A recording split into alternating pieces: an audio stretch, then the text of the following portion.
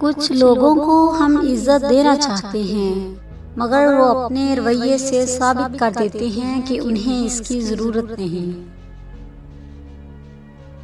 हमेशा खुश रहा करें, क्योंकि ये बेहतरीन इंतकाम है इन लोगों से जो आपको उदास देखना चाहते हैं।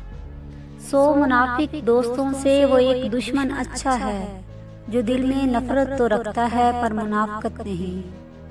अगर कामयाबी चाहते हो तो नमाजी बन जाओ, क्योंकि नमाज के बगैर कोई भी कामयाबी मुमकिन नहीं।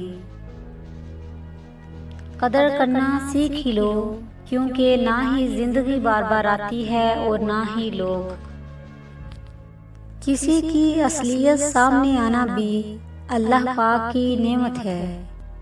मुहब्बत दो बेवकूफ़ों के दरमियान एक महादे का नाम है। दोनों में से जिसे अकल पहले आ जाए वो बेवफा कहलाता है।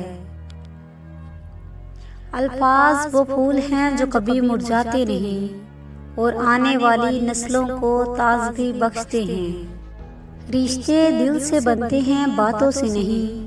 कुछ लोग बहुत बातों के बाद भी अपने नहीं होते और कुछ खामोशी से अपने हो जाते हैं। किसी को ऐसे ही खुद से अलग ना करना। बिछड़े हुए चंद सूखे पत्ते पूरे जंगल को आग लगा देते हैं।